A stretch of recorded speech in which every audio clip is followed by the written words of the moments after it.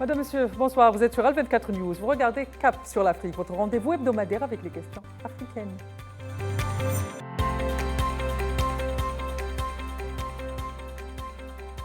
Walter Rodney, historien panafricain révolutionnaire, il a consacré sa vie à l'émancipation des peuples africains et afrodescendants. Parler de Rodney, ce n'est pas simple. Transcrire sa pensée demande de l'exigence. Dépeindre l'homme sans tomber dans les pièges des lectures historiques préétablies quand on parle des hommes de sa hauteur. L'histoire, toute une histoire pour Rodney. Il a refusé de la subir, ou plus exactement, il refuse qu'on la subisse comme une fatalité où l'on raconte les victoires des dominants sur les dominés. Il fait partie de ces penseurs qui rejettent la complaisance des élites, qui refusent de sacrifier les droits fondamentaux des masses populaires sur l'autel du pouvoir, du confort ou de la reconnaissance académique. Rodney pense depuis le terrain, depuis les marches, depuis les luttes concrètes. Un brin trop radical peut-être, mais jamais hors sol. Il ne parle pas pour séduire, il parle pour armer. Sa parole ne flatte pas, elle dérange, elle réveille, elle éveille, elle éclaire les rouages du système colonial et néocolonial, avec la rigueur du chercheur et l'urgence du militant. Revenir sur sa vie, c'est interroger les rapports de la domination, mais c'est aussi interroger les rapports des peuples à leur histoire, à son écriture, à sa transmission. Madame, Monsieur, pour ce cycle de Cap sur l'Afrique qui revient sur les grandes figures du panafricanisme, je vous propose d'aller à la rencontre de cet intellectuel insurgé, Walter Rodney. Installez-vous confortablement, on revient dans un court instant.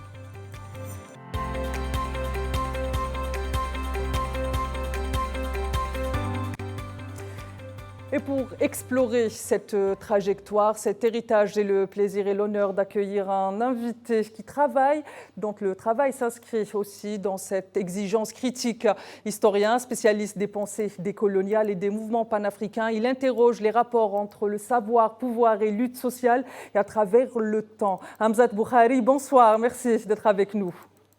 Bonsoir, merci beaucoup pour l'invitation. C'est toujours un plaisir et un honneur de vous recevoir, Hamzat Boukhari. Alors, Hamzat Boukhari, avant d'entamer cette émission, ou cette discussion, ou cet entretien avec vous, il me semble pertinent, il me semble important de revenir aussi sur votre trajectoire, sur votre parcours pour comprendre Rodney. Je sais que vous avez l'habitude d'être ici avec nous, mais on n'a jamais pris le temps de vous présenter à nos téléspectateurs qui ne vous connaissent pas. Est-ce que vous pouvez vous présenter, Hamzat Boukhari, s'il vous plaît?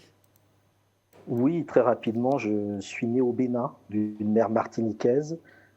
J'ai grandi au Bénin, puis j'ai fait des études, notamment d'histoire, un doctorat d'histoire que j'ai consacré à la figure de Walter Rodney. Je suis également président d'une organisation, la Ligue panafricaine Moudja. Donc je dis vraiment dès le départ la question de la recherche avec la question de la pratique, la théorie avec la pratique. Et je suis de ceux qui, aujourd'hui, tentent effectivement de mettre en avant cet idéal des États-Unis d'Afrique, cet idéal panafricain, à la fois du point de vue de la recherche scientifique et historique, mais également du point de vue, je dirais, du militantisme, dans le sens noble du terme, dont nous avons besoin aujourd'hui pour répondre aux attentes de notre jeunesse, qui veut effectivement une Afrique unie du nord au sud, de l'est à l'ouest, est capable de défendre ses intérêts partout à travers le monde. Très bien, Hamzat Boukhari, on continue aujourd'hui. On va consacrer un petit moment de cette émission pour mieux vous comprendre. Je le disais, il est très important aujourd'hui de revenir sur cet héritage de Rodney, sur les porteurs de cet héritage pour comprendre aussi sa pensée. Est-ce que vous pouvez aussi nous rappeler les terrains sur lesquels vous faites de la recherche, votre trajectoire personnelle ou intellectuelle vous a amené à croiser finalement la pensée de Walter Rodney? Oui, alors, tout d'abord, je voudrais quand même vous remercier parce que je crois que c'est la première fois qu'on parle de Walter Rodney sur une chaîne ou un média nord-africain. Et donc, c'est extrêmement important que cette partie du monde puisse également comprendre la trajectoire de Rodney, qui est né en Guyana, qui est un pays d'Amérique du Sud, ancienne colonie britannique, qui a étudié en Jamaïque, qui a étudié ensuite en Angleterre, avant de venir enseigner en Tanzanie, puis de repartir en Jamaïque et de revenir en Tanzanie. Donc j'ai été dans les différents pays dans lesquels il a vécu et travaillé sur ses traces pour essayer de comprendre les contextes dans lesquels il a lui-même évolué et de voir quels sont les héritages de sa pensée politique et scientifique et en même temps de comprendre quels sont les enjeux qu'il a, je dirais, ouverts à travers ses travaux de recherche et de militantisme. Très bien. Zat Boukhari, est-ce que vous vous souvenez de la première fois où vous êtes allé à la rencontre de Walter Rodney? Est-ce qu'il a été question d'un texte, d'un discours? Est-ce que c'était un livre? Et surtout, comment est-ce qu'aujourd'hui, son engagement historique que vous portez si bien aujourd'hui a influencé votre trajectoire intellectuelle? Alors, la première fois que j'ai entendu parler de Walter Rodney, c'était en Angleterre. Je travaillais à l'époque sur un mouvement jamaïcain, le mouvement Rastafari, et plus généralement sur la communauté caribéenne de Londres. Et on m'a parlé d'un ouvrage écrit par un historien qui s'intitule Groundings with My Brothers, qui raconte un peu l'histoire de l'Afrique sous un angle révolutionnaire. Et j'ai lu le livre. J'ai constaté que rien n'existait sur Rodney dans les pays dits francophones. Et donc, j'ai décidé de réaliser ma thèse de doctorat sur lui. Donc, à l'époque, on était en 2005-2006. C'est à cette époque-là, d'ailleurs, que les archives privées de Walter Rodney ont été données à une université aux États-Unis, l'université Clark d'Atlanta. Et donc, j'ai eu l'occasion d'être l'un des tout premiers chercheurs à travailler sur les archives privées de Walter Rodney, à rencontrer également sa veuve et ses enfants, ses 2 filles notamment, qui m'ont convaincu de la nécessité de faire un travail plus conséquent sur Walter Rodney, qui est totalement méconnu dans le monde dit francophone, mais qui, dans les milieux anglophones, noirs américains, antillais, est beaucoup plus connu. Et donc, il me semblait important de corriger, je dirais, cette inégalité. Et donc, j'ai commencé par lire les différents ouvrages de Walter Rodney lui-même. Donc, la thèse de doctorat qu'il avait faite, qui était consacrée à la traite négrière au niveau de la Guinée et de la Gambie d'aujourd'hui. Puis également son ouvrage le plus important, qui s'intitule « Comment l'Europe se développa d'Afrique ». Il y a un certain nombre de textes et d'articles que lui-même a écrits, qui montrent vraiment sa qualité d'historien professionnel.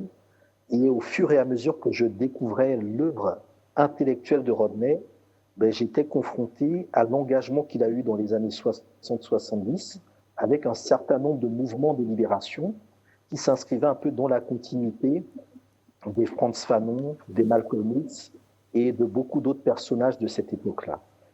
Et donc, c'est un peu comme ça que j'ai compris que Rodney méritait vraiment une mise en lumière.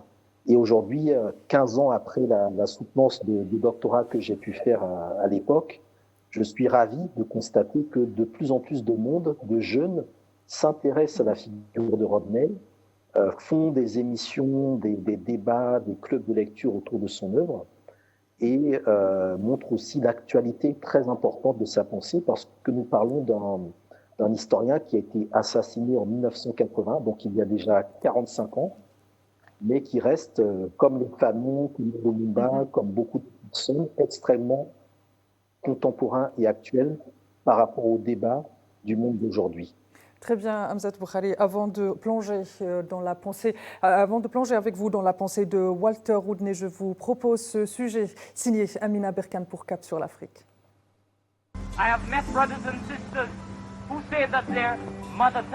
C'était une voix calme avec des mots tranchants, regard tourné vers les peuples.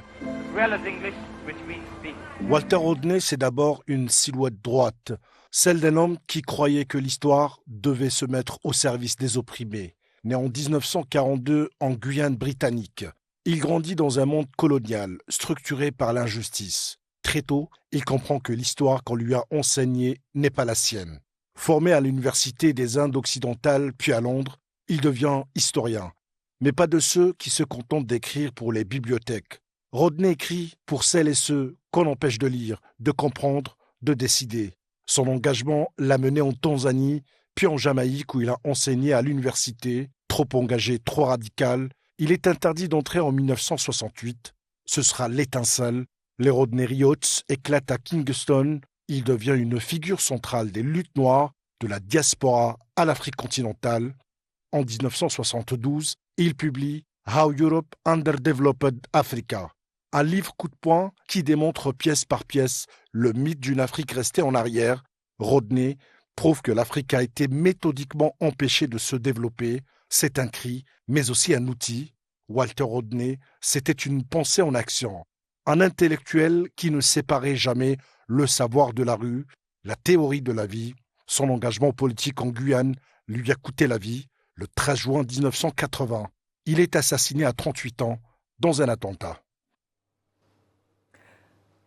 Très chers téléspectateurs, bienvenue sur le plateau de Cap sur l'Afrique. Hamzat Boukhari, je rappelle, et vous le disiez à l'instant, vous avez consacré une thèse, vous avez consacré aussi le premier travail en langue française à Walter Rodney. Vous le disiez à l'instant, on trouve très peu de sources aujourd'hui ou d'archives de Walter Rodney qui sont en langue française ou accessibles, même si vous l'avez aussi là précisé qu'il y a une demande à cet héritage de la part des jeunes africains et même les journalistes, toutes les personnes qui s'intéressent au panafricanisme, etc., consultent votre travail justement sur Walter Rodney. À présent, je vais vous demander de nous présenter Walter Rodney finalement. Qui est Walter Rodney? Et surtout, est-ce que vous pouvez revenir sur son assassinat en 1982?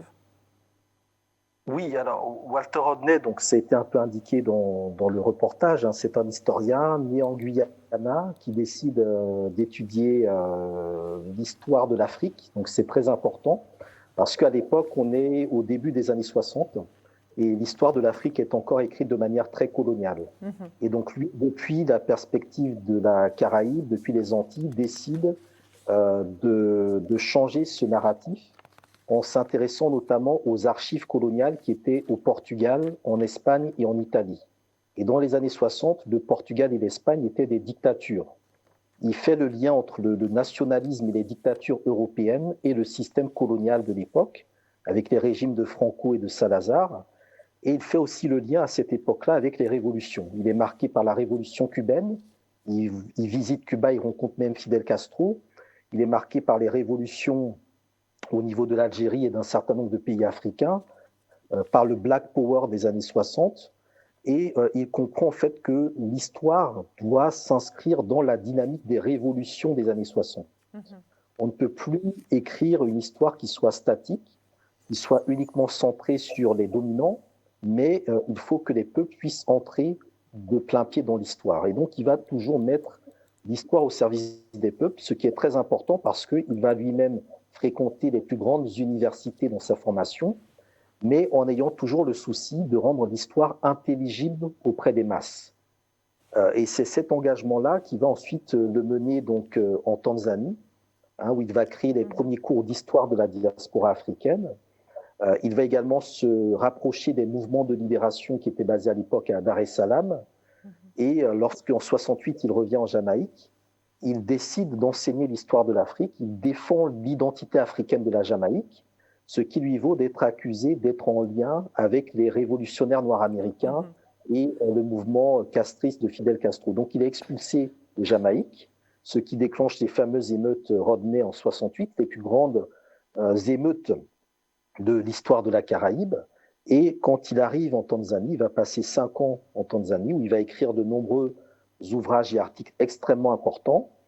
Et en 74, il revient en Guyana, où il devait occuper un poste de professeur d'histoire au département de l'Université de la Guyana. Et donc le dirigeant de l'époque décide d'annuler le poste qui lui avait été donné, et Rodney, lui, décide de rester dans son pays et de continuer à donner des cours d'histoire aux travailleurs de la Guyana. Et donc, de fil en aiguille, il se politise. Il crée en fait avec d'autres camarades un mouvement politique, l'Alliance des travailleurs. Et à la fin des années 70, il est en position, avec son mouvement, je dirais, de représenter une véritable opposition au régime. Et donc, le 13 juin 1980, dans un contexte où il avait besoin de disposer de talkie-walkie, notamment pour coordonner les mobilisations et les manifestations, il se rend avec son frère dans les rues de Georgetown, la capitale de la Guyana, pour tester un appareil de communication. Et lorsqu'il allume l'appareil explose, c'est une bombe qui était cachée dedans, et il est tué sur le coup. Et donc immédiatement, l'assassin présumé de Rodney est exfiltré en direction de la Guyane française. Il y a toute une propagande mise en place par le régime pour dire que Rodney a été tué par sa propre bombe, mais on sait que c'est un assassinat politique avec une technologie qui à l'époque n'était maîtrisée que par 4 pays, les États-Unis, l'Angleterre, l'Allemagne de l'Ouest et Israël. Et donc Rodney est victime d'un assassinat politique en 1980.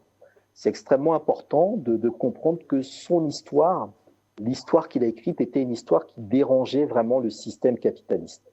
Parce qu'il démontrait comment l'Afrique a été effectivement paupérisée et comment un certain nombre de mécanismes qui datent depuis le XVe siècle ont été réaménagés au-delà de l'abolition de l'esclavage, au-delà de la fin du colonialisme, pour perpétrer le pillage de l'Afrique avec la collaboration d'une petite minorité d'élites africaines. Et donc Rodney, quand il fait tout ce travail-là, il dérange énormément. Et il est incorruptible. Ce n'est pas quelqu'un que l'on peut acheter, ce n'est pas quelqu'un qui, qui est dans la diplomatie ou dans la langue de bois. Il dit les choses telles qu'elles sont, et donc il s'est fait un certain nombre d'ennemis, y compris parmi un certain nombre de chefs d'État africains et de chefs d'État de la Caraïbe qui collaboraient directement avec les Occidentaux et les différentes puissances impérialistes. Un autre élément important, c'est que dans sa trajectoire, il est vu de manière différente. Dans la Caraïbe, c'est quelqu'un qui est vu à travers la question notamment du mouvement Rastafari. En Tanzanie, c'est quelqu'un qui a travaillé sur la question du marxisme et des révolutions. Au niveau des États-Unis, on va le voir plutôt sous l'angle du Black Power et de la science politique.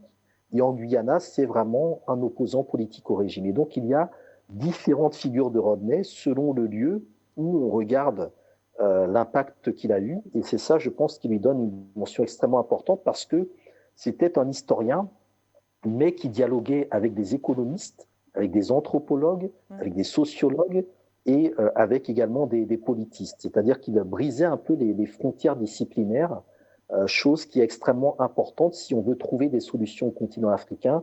On ne peut pas juste être historien sans être un peu économiste, on ne peut pas être économiste sans être un petit peu sociologue, on ne peut pas être sociologue sans être un petit peu politiste. Et donc lui, Rodney, expliquait qu'il faut vraiment cette dimension polyvalente et holistique pour comprendre les difficultés de l'Afrique d'aujourd'hui.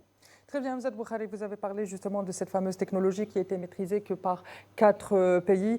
Quand on parle de Rodney, de son assassinat, on a tendance à mettre en avant le rôle du gouvernement de la Guyana. Mais est-ce que finalement aujourd'hui, c'est vraiment son combat contre l'impérialisme et contre le néocolonialisme qui a conduit à son assassinat, comme l'ont été bon nombre de ses comparses, quelque part, bon nombre de panafricains pendant ces années-là? Oui, tout à fait, parce que dans les mois précédant son assassinat, Rodney avait été invité par Robert Mugabe au Zimbabwe. Le Zimbabwe venait de prendre son indépendance, c'était le grand événement de l'époque, avec le fameux concert de Bob Marley, et Rodney n'avait pu assister aux cérémonies de l'indépendance parce qu'il était sous résidence surveillée en Guyana. Mais quelques semaines plus tard, il s'est échappé de la résidence surveillée, il s'est rendu au Zimbabwe, et il a été reçu par Robert Mugabe qui voulait lui proposer un poste au Zimbabwe. Rodney a refusé, mais ce qu'il faut bien comprendre, c'est qu'il était l'historien de tous les mouvements révolutionnaires d'Afrique, de la Caraïbe et je dirais même d'Amérique du Sud, voire même du monde entier. Il avait une aura, il avait une visibilité extrêmement importante et l'histoire qu'il développait était fondamentalement anti-impérialiste. Donc elle gênait évidemment les pays qui étaient impérialistes ou qui collaboraient avec ce système-là. Donc, il a été clairement assassiné par ces forces réactionnaires, conservatrices et impérialistes, dans un contexte où, au niveau de la Guyana, il pouvait représenter une véritable alternative à un régime qui se disait socialiste, mais qui, de fait, ne l'était pas réellement. Et c'est ça, je pense, qui dérangeait beaucoup, c'est que Rodney démasquait les supercheries.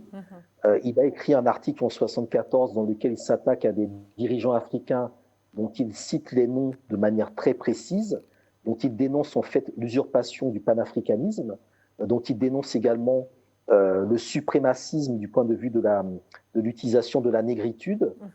Et toute cette approche, je pense, dérangeait énormément de dirigeants africains qui, pour certains, ont tenté de l'acheter en lui proposant des postes, ou ont tenté, je dirais également, de l'intimider par différents moyens. Mais Rodney, je pense, était quelqu'un qui Et ça aussi, c'est un des défauts qui lui a été reproché. C'est quelqu'un qui croyait fondamentalement en la possibilité de changer les choses sans penser que le système d'en face était aussi impitoyable au point de l'assassiner. Mais il faut bien comprendre aussi pour les personnes qui nous écoutent et nous regardent, c'est que dans les années 60-70, les intellectuels étaient des cibles privilégiées dans le cadre des assassinats politiques. Des historiens, des économistes, des gens qui réfléchissaient un peu comme aujourd'hui des ingénieurs, sont des cibles des impérialistes quand ils veulent empêcher les pays du Sud de se développer. Ils vont viser les cerveaux, les gens qui produisent, les gens qui ont une capacité à faire la différence pour soit les corrompre et les acheter, soit les éliminer physiquement. Et ça aussi, c'est un élément très important à avoir à l'esprit. On peut être une menace pour le système rien qu'en étant quelqu'un qui est un intellectuel et qui travaille son histoire. Un dernier élément, c'est que Rodney, quand il écrivait des textes et qu'il était payé, moi j'ai des archives où il dit très clairement « je veux que l'argent qui me revient soit utilisé pour acheter des munitions et des armes pour les mouvements de libération ». Donc c'est aussi quelqu'un qui, à travers les revenus de son activité intellectuelle, finançait très clairement les mouvements de libération armés. Et ça aussi, ça montre le lien entre l'intellectuel, entre guillemets, de terrain et le révolutionnaire.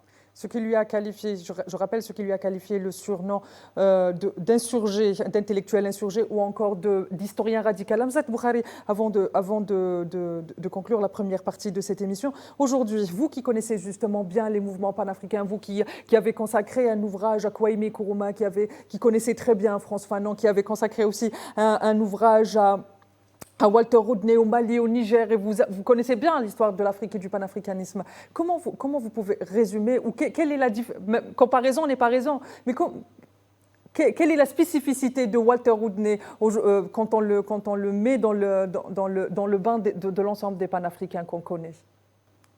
La spécificité de Walter Rodney, c'est qu'il a très clairement identifié le système capitaliste comme étant l'ennemi systémique le plus important des peuples africains et de leur émancipation. Voilà, c'est ce système capitaliste-là qui a produit le racisme, qui a produit le colonialisme et qu'il faut aujourd'hui démanteler de fond en comble. Si on se libère du racisme et du colonialisme sans toucher, je dirais, à l'appareil économique qui produit le racisme et le colonialisme, on n'en est pas débarrassé. Et donc la question du capitalisme, elle est vraiment au cœur de sa réflexion. Il a également, je dirais, décolonisé le marxisme en montrant que cette science qu'on disait universelle n'est pas si universelle que ça, parce que dans le contexte africain, la question de la lutte des classes ne se pose pas de la même manière que dans le contexte eurocentré et occidental. Et le troisième élément, c'est qu'il a vraiment montré l'importance de s'intéresser aux luttes populaires. Ce n'est pas quelqu'un qui faisait l'histoire des rois et des reines, des puissants, mais vraiment l'histoire des peuples en montrant que lorsqu'une société est acéphale, c'est-à-dire qu'elle n'a pas de chef, elle est plus difficile à corrompre que les sociétés qui ont des chefs, où il suffit de corrompre le chef pour que le reste de la société suive. Très bien, Hamzat Boukhari. Donc, en résumé, lors de cette première partie, nous avons présenté Walter Rodney, l'essentiel de sa pensée, mais aussi son parcours à travers, d'abord de la Guyana, ensuite en Tanzanie, mais aussi en Jamaïque. Très chers téléspectateurs, je vous donne rendez-vous tout de suite après cette petite page publicitaire.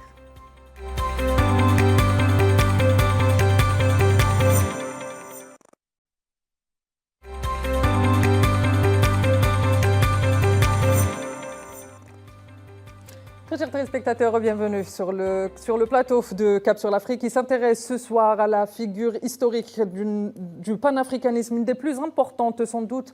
Walter Rodney, pour en parler, j'ai le plaisir d'être accompagné de Hamzat Boukhari, qui est historien et panafricain également, écrivain qui a consacré, si je peux dire, presque un spécialiste de Walter Rodney, si vous me permettez de vous affubler ce soir de ce surnom. Merci, oui, on peut le dire ainsi, oui. Alors, on continue justement notre discussion. Vous l'avez dit tout à l'heure, pour Walter Rodney, la transmission de l'histoire, l'écriture de l'histoire ne se fait pas par le haut. Elle ne se fait pas en racontant seulement l'histoire des rois, l'histoire des grandes figures. Elle se fait aussi en racontant celle des peuples, celle des masses. Donc l'histoire, pour lui, elle, c'est pas une affaire d'élite, c'est une question des masses populaires. Il voulait donc sortir l'histoire des bibliothèques, l'amener dans les rues, la placer dans les ateliers, dans les champs. Est-ce que finalement, c'est cette posture qui lui a qualifié le surnom de radical ou voire d'intellectuel en guérilla? Alors, Walter Rodney a écrit des livres pour enfants. À la fin de sa vie, sa courte vie, hein, il est mort à 38 ans, il était en train d'écrire une série de livres pour enfants qui racontent l'histoire de la Guyana vue à partir du regard d'enfants issus des différentes communautés qui composent le peuple de la Guyana. Et c'est quelque chose d'extrêmement important parce que c'est dès l'enfance qu'il faut régler la question de l'identité et d'un certain nombre de conflits qui vont ensuite se développer. Là aussi, c'est très important de comprendre que l'histoire qui se démocratise, c'est une histoire qui s'intéresse à la jeunesse.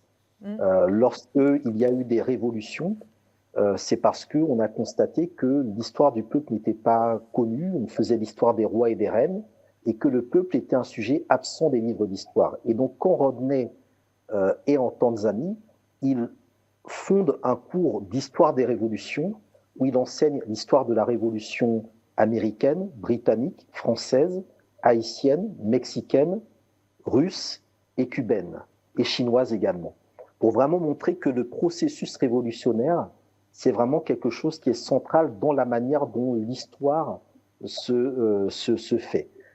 Un autre élément important, il va donner des cours auprès des masses. C'est-à-dire qu'il est universitaire, donc il donne des cours dans des universités à Dar es Salaam, à Kingston et à Londres. Mais dans son temps libre, il va donner des cours aux Rastas dans les quartiers déshérités de Kingston, aux travailleurs dans les champs en Guyana ou en Tanzanie. Et donc, il raconte aux travailleurs l'histoire de leur propre exploitation pour qu'ils comprennent les enjeux économiques dans lesquels ils se trouvent quand ils produisent de la bauxite, du sucre, du clou de girofle ou d'autres produits inscrits dans l'histoire coloniale. Et donc, il donne une conscience historique aux travailleurs, il donne une conscience historique au peuple et il produit ce qu'on appelle de la masse critique. Et aujourd'hui, ce dont nous avons besoin précisément, ce sont des historiens qui produisent de la masse critique. Et c'est en ça que Rodney, c'est vraiment une figure pionnière et précurseur de l'émancipation des peuples, de la prise de conscience des rapports de force et de la nécessité également, à partir de l'histoire, de s'organiser et de se mobiliser. Un autre élément important dans le cas de Rodney, c'est que quand il est en Tanzanie, il apprend la langue swahili. Il écrit dans la langue du peuple, la langue swahili. Donc il ne limite pas son travail à une élite qui parlerait les langues coloniales, mais il pose aussi la question de la transmission et de la traduction de son travail auprès des masses, dans la langue des masses, dans une période où le président de la Tanzanie, Julius Nyerere, est l'un des premiers notamment à mettre en avant la nécessité pour les pays africains d'avoir une langue africaine comme langue officielle et comme langue d'enseignement. Et donc il est vraiment au cœur de toutes ces réflexions qu'on retrouve chez d'autres penseurs comme le Kenyan Ngugi wa Thiong'o, qui parlait notamment de décoloniser l'esprit, qu'on retrouve également chez Frantz Fanon avec la question de la désaliénation, et surtout chez Amilcar Cabral, qui était l'un de ses modèles en termes justement de connexion entre le savoir des gens qui sont sur le terrain, qui n'ont pas forcément fait d'études universitaires ou de grands diplômes, mais qui ont un savoir, et celui des intellectuels, qui est souvent un savoir totalement déconnecté de la réalité.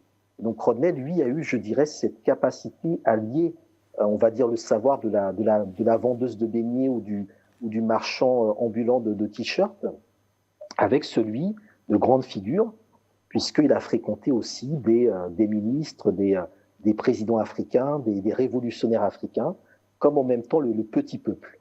Voilà. Justement, Walter Rodney donc, a signé la rupture de ce qui est l'enseignement, la pédagogie et même l'histoire. Il a par ailleurs réfléchi l'Afrique et l'histoire de l'Afrique et l'histoire des Caraïbes à partir d'une cohérence historique ou une cohérence des histoires non blanches ou une cohérence des histoires des dominés par rapport aux dominants. Un de vos points communs avec Walter Rodney est que justement aujourd'hui vous réfléchissez l'Europe et les Caraïbes comme étant en jonction dans l'histoire, dans le passé et l'avenir commun. Est-ce que vous pouvez justement nous expliquer pourquoi est-ce que cette jonction entre les peuples d'Afrique et les peuples du Caraïbe est importante, que ce soit du temps de Rodney finalement, ou même je pourrais dire pourquoi est-ce qu'il est important de maintenir cet héritage de Rodney, de la jonction des luttes entre les peuples des Caraïbes et les peuples d'Afrique aujourd'hui? Rodney a travaillé sur la traite, donc c'est la déportation de millions d'hommes et de femmes depuis l'Afrique vers les Amériques. Avec évidemment des déportations, des transplantations culturelles qui ont créé ce qu'on appelle des diasporas. Il y a des diasporas africaines, noires, afrodescendantes dans toutes les Amériques. Et Rodney s'est intéressé à leur histoire pour montrer que ces communautés ont gardé en fait un certain nombre de traces africaines, de mémoire africaine, et que leur combat politique doit s'inscrire dans une reconnexion avec l'Afrique, tout en étant en même temps en capacité d'impacter des sociétés américaines dans lesquelles elles se trouvent. Et c'est ça aussi qui fait la spécificité de son panafricanisme. C'est vraiment un panafricanisme de circulation et non un panafricanisme identitaire, racialiste, etc. Ça, c'est le premier élément. Le deuxième élément, c'est que lorsqu'il est en Angleterre, à Londres, il constate que les Jamaïcains sont la communauté la mieux organisée et que tous les Antillais doivent se ranger derrière les Jamaïcains qui représentent en fait l'ensemble des Caribéens. C'est pareil avec les Nigérians, et donc l'importance dans les diasporas d'identifier des communautés suffisamment fortes derrière lesquelles on peut se regrouper pour avoir en fait une identité commune africaine ou caribéenne. Le troisième élément, c'est que Rodney évolue à l'époque du Black Power, donc le mouvement noir américain pour les droits civiques incarné d'un côté par Martin Luther King, de l'autre par Malcolm X. Et lui, en fait, prend conscience du fait que les luttes menées par les Noirs aux États-Unis sont connectées avec les luttes menées sur le continent africain pour la libération du néocolonialisme et de l'impérialisme, et que l'histoire panafricaine doit faire la jonction entre ces différentes luttes. Et donc lui, son travail sera notamment d'ouvrir les premiers cours d'histoire de la diaspora africaine enseignés en Tanzanie, donc en Afrique. Et donc on verra de nombreux Noirs américains, de nombreux Antillais, quitter les États-Unis, quitter la Caraïbe pour venir apprendre leur histoire en Tanzanie. Et c'est quelque chose qui est extrêmement important parce que il facilite, je dirais, la réconciliation, la reconnexion intellectuelle, sociologique et politique entre l'Afrique et sa diaspora à travers l'histoire. Donc c'est vraiment ce travail essentiel pour, je dirais, reconnecter les histoires. Un dernier élément, il le dit, dans les manuels d'histoire, on a effacé l'identité africaine dans les Amériques pour parler des Noirs. Et lui dit, les Noirs, ça ne veut rien dire. Il n'y a aucun pays qui s'appelle le Noiristan, mais il y a un continent qui s'appelle l'Afrique.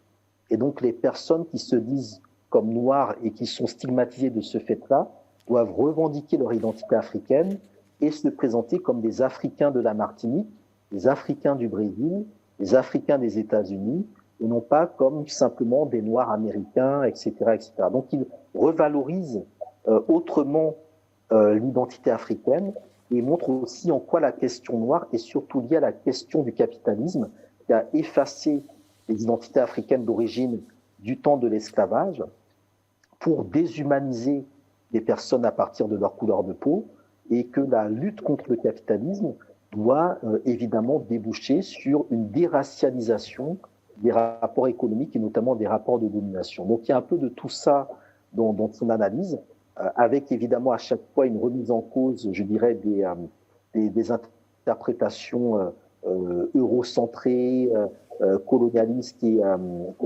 impérialistes, et en même temps une connexion avec la première décennie des indépendances africaines. Il s'agit de produire une histoire de l'Afrique qui valorise le narratif africain et qui ne soit pas non plus dans une simple revanche vis-à-vis de l'histoire coloniale ou de l'histoire des Blancs ou de l'histoire européenne. Donc, il est vraiment sur un équilibre extrêmement intéressant et il y parvient avec brio. Justement, on va poursuivre sur cet équilibre dont a fait preuve la pensée de Walter Rodney. Dans sa pensée, il fait aussi la jonction, vous l'avez dit tout à l'heure, entre le marxisme et les luttes de libération, mais aussi, et vous le disiez à l'instant, pour lui, la lutte des races et la lutte des classes sont indissociables. Est-ce que vous pouvez justement nous expliquer comment est-ce que ces deux luttes, selon Walter Rodney, sont indissociables quand on prend, par exemple, dans les grosses métropoles aujourd'hui occidentales, c'est souvent les gens qui arrivent du Sud, qui sont les plus appauvris, qui sont et on l'a vu aussi avec la lutte des Black Panthers pour les droits civiques américains. Oui, alors effectivement, Rodney produit une histoire, on va dire, décoloniale du capitalisme. Il montre comment le capitalisme a produit de la race, comment le capitalisme avait besoin de justifier l'infériorité de ceux qu'il allait exploiter, en utilisant le phénotype, donc la couleur de peau, comme étant un élément d'infériorisation des populations qu'on allait mettre en esclavage, en y rajoutant d'autres éléments religieux, juridiques, etc.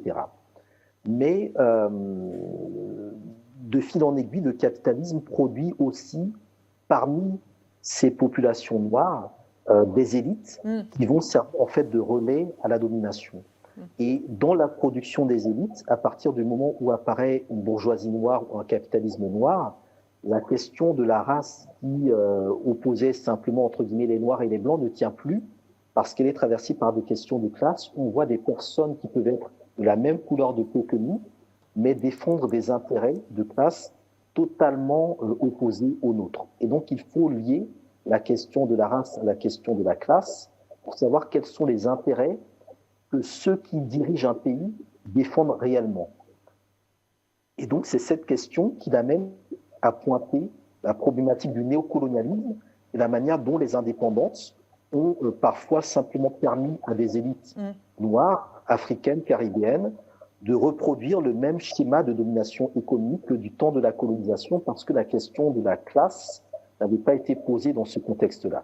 Rodney, c'est quelqu'un qui s'inscrit totalement dans l'idée d'une révolution socialiste, dans une révolution au service des travailleurs, avec l'idée que ce sont les travailleurs qui produisent les richesses, et donc ce sont eux qui doivent décider de la répartition, de la redistribution des richesses. Et donc il s'inscrit dans l'idée d'un panafricanisme, fondé sur la démocratie économique, tel que ça avait été évoqué dès 1945 lors du Congrès panafricain de Manchester, et non pas sur la démocratie libérale en tant que telle, qui repose sur la représentativité via le vote. Pour lui, c'est vraiment la question du partage des richesses et du contrôle de l'appareil de production qui doit se faire. Et dans ce sens-là, par exemple, les nationalisations des sociétés, par exemple privées au moment de l'indépendance, sont vues parfois comme des formes de socialisme parce qu'on nationalise une industrie, mais en réalité, Rodney montre que la nationalisation,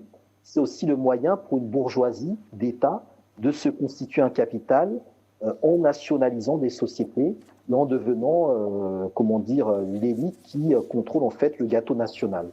Et ça aussi rejoint un peu les critiques que faisait Fanon sur l'apparition d'une nouvelle classe sociale qui remplace uniquement le colon sans modifier les rapports de classe et de race sur le fond. Justement, Fanon, on en a parlé sur ce plateau même. On continue avec l'élite africaine aujourd'hui, qui est aujourd'hui de plus en plus inscrite dans cette démarche de bourgeoisie noire ou même nord-africaine, d'une bourgeoisie qui est proche ou qui imite les codes et adopte la posture de l'homme blanc, ses codes sociaux, ses valeurs, etc. Mais pour Rodney, justement, cette posture n'est pas naturelle chez l'Africain, n'est pas de l'ordre de la société traditionnelle africaine qui a été dénaturée par la colonisation et par l'Europe et par l'homme blanc. Il explique aussi notamment par la domination commerciale. Aujourd'hui, si on revient à cette élite africaine, qu'est-ce que ça nous indique sur les rapports de l'Afrique au nord ou dans un moyen plus large? Qu'est-ce que ça nous indique sur le sud et de ses rapports avec le nord? Alors, dans comment l'Europe se développa à l'Afrique, il montre qu'il y a quelques points précis sur lesquels tout s'est joué. Il y a la question de l'éducation. À partir du moment où les sociétés africaines ont perdu le contrôle de leur système éducatif, elles ont perdu le contrôle de la production de leurs propres élites ou de la production de ceux qui allaient régler les problèmes qui se posent à la société. Et donc, nous nous sommes retrouvés dans des situations d'extraversion où pour constituer une élite africaine, il faut être, entre guillemets, étranger à son propre peuple. Et donc, il y a une extraversion intellectuelle que Rodney dénonce dans la manière dont le système éducatif africain a été détourné pendant la colonisation, qui n'a pas duré très longtemps. La colonisation a duré à peu près autour d'un siècle, un siècle et demi dans les cas les plus longs, mais suffisamment pour, je dirais, impacter l'Afrique avec des divisions linguistiques. On parle d'Afrique anglophone, francophone, lusophone, alors qu'on ne parle pas d'une Asie anglophone, néerlandophone, etc. Alors, Hamzat Boukhari, c'est très important justement de revenir sur ce point de l'éducation, mais aussi de cette absence de formation de nouvelles élites et des rapports de l'Afrique avec l'Europe ou l'Occident de façon globale. Oui, alors dans Comment l'Europe ne veut pas l'Afrique, Walter Rodney montre parfaitement comment la question de la perte du système éducatif a été défavorable aux sociétés, aux pays africains, parce qu'ils ont perdu le contrôle de production de leur propre élite, qui est devenue extravertie. Donc aujourd'hui, pour constituer une élite dans les pays africains, il faut être quasiment étranger à sa propre société. On le voit notamment dans le milieu linguistique. Il y a un autre élément important qui le pointe, c'est la question de la technologie, la manière dont le développement technologique de l'Afrique a été arrêté par la traite et la colonisation. Et quand vous bloquez la technologie, c'est d'une certaine manière le génie, la capacité d'invention, d'innovation qui est bloquée. Et aujourd'hui, en 2025, c'est tous ces éléments-là qui sont en train de revenir sur le devant de la scène à travers le boom démographique du continent africain, à travers une jeunesse qui veut créer, qui veut innover, qui veut connaître son histoire, qui veut s'éduquer différemment. Et c'est pour ça que dans les années 60-70, la question des universités était centrale. À l'époque, la plupart des dirigeants africains étaient formés dans des universités africaines. Puis, elles ont été formées à l'extérieur du continent africain. Donc, l'un des enjeux aujourd'hui, c'est de récupérer notre souveraineté intellectuelle, scientifique et linguistique pour identifier des problèmes qui se posent à notre société et trouver ce qu'on appelle des solutions africaines aux problèmes africains. Et c'est en ça que le temps que Rodney a passé à l'université de Dar es Salaam est extrêmement intéressant, parce qu'à l'époque, c'était des intellectuels du monde entier qui allaient enseigner en Afrique. Alors qu'aujourd'hui, dans le narratif, c'est le cerveau qui quitte l'Afrique. Donc il faut renverser, inverser cette question de la fuite des cerveaux, et ramener les cerveaux, notamment africains, vers le continent africain pour répondre aux besoins qui se posent aujourd'hui à l'Afrique. Très bien, Hamzat Boukhari, on ne va pas jouer les situationnistes, mais on va quand même poser la question franchement indirectement.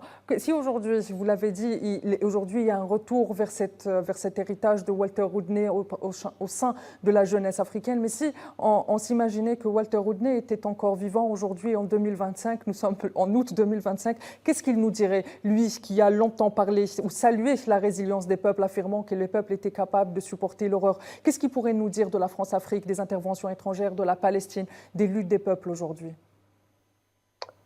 Rodney, déjà, dès ses époques, a soutenu la cause palestinienne. Il écrit sur la question de la violence révolutionnaire, la question de la résistance à l'impérialisme, du capitalisme. Et je pense qu'aujourd'hui, nous sommes toujours confrontés aux mêmes difficultés. La seule chose, c'est qu'évidemment, s'il n'avait pas été assassiné dans 45 ans, la situation actuelle ne serait pas la même. Nous avons perdu énormément du fait de toutes ces figures qui ont été assassinées à l'âge de 35, 40, 45 ans, qui n'ont pas pu transmettre tout ce qu'ils avaient en termes de potentiel. Donc il est assez difficile de dire comme ça ce que Rodney dirait s'il refaisait surface aujourd'hui, parce que les 45 ans pendant lesquels il n'a plus été actif auraient probablement été constitués par sa présence. Maintenant, en termes de conseils, je pense qu'il nous appellerait tout simplement à continuer à nous organiser, à analyser le système que nous combattons, à en identifier les points faibles et surtout à travailler à une alternative. Très bien. Hamzat Boukhari, une dernière question avant de clôturer peut-être cette émission. Roudneh avait une conscience aiguë de l'économie, comme il l'a démontré dans son livre Comment l'Europe a sous-développé l'Afrique. Est-ce que finalement, aujourd'hui, on est dans des formes de prédation économique contemporaine quand on pense au franc CFA, au FMI, à la Banque mondiale ou même peut-être au projet de libre-échange africain, de commerce, je veux dire? Nous sommes absolument dans la continuité de ce qu'il dénonçait. Nous sommes absolument dans la situation de ce qu'il concrétisait, puisque lui-même se basait déjà sur la manière dont les compagnies engagées dans la traite transatlantique sont déjà les ancêtres des multinationales d'aujourd'hui. Donc on est vraiment dans un système qui ne cesse, je dirais, de sophistiquer et qui en même temps produit de la résistance, produit de la contradiction. C'est dans les luttes des travailleurs, les luttes populaires, les luttes des femmes et des jeunes, probablement, que se trouve le tombeau de tout ce système néocolonial et capitaliste.